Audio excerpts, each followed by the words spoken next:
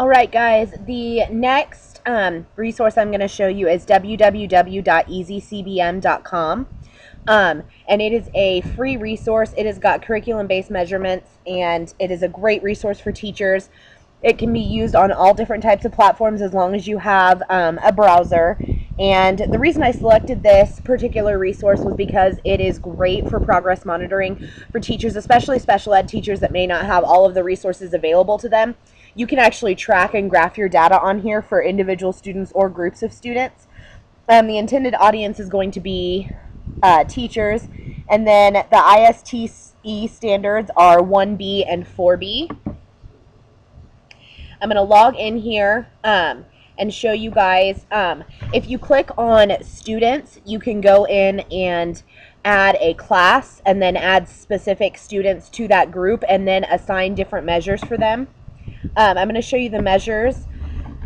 There is a word fluency that goes from basically the first month, to the last month. So it's got 9 different activities in there, which go from August through May. It's also got passage reading fluency, so you just go in and you print off a student copy.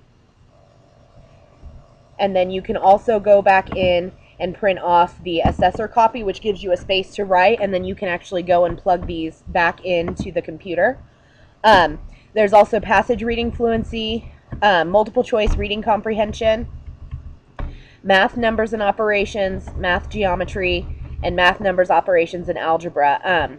The multiple choice reading comprehension has different lengths of reading depending on what grade your student is in, and then 20 questions regarding the comprehension.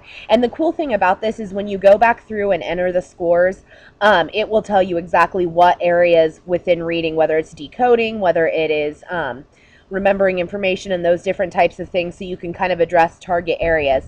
And the same thing goes with the math portions as well. The math portions have 16 questions for each, and it also shows pictures along with reading.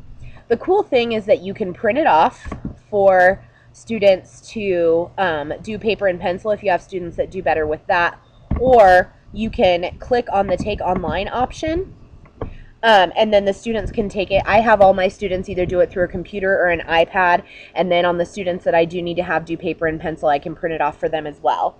And then you can separate. See, I have my different grades separated here: first grade, and then second grade, third grade, fourth grade. And then this is really a cool feature, the student feedback. If you have students that tend to get really upset when they see their detailed scoring, a lot of times I will just click simple thank you, so they don't exactly know what the scores are. They just know that they've completed it. You can also have it give them an overall score, or you can have it give them detailed scoring. I'm going to scroll back up to the top. And on these measures, it goes all the way from kindergarten up through grade 8, so it's a really kind of comprehensive tool. And then when you go into reports, you can go in and you can export the number of students that you had take that test, and then it will graph the data for you. It shows the average scores. You can also go into individuals, and you can click on their individual scores, and then if you have them do it every month, it will actually create the graph for you.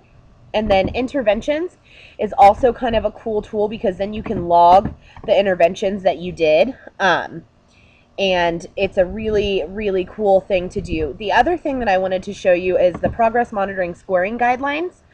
This is really handy because it basically shows you where students should be, what percentile they're in, fall, winter, and spring in terms of score-wise. So it kind of gives you a point of reference when you're going in and scoring them, and when you need to write scores down. So especially for special education teachers, this is a really, really great app to kind of have that free progress monitoring part, and then printing off, either the progress monitoring part or printing off the graphing for it, and kind of keeping track for your students. And it's all digitized, and all this information stays in here.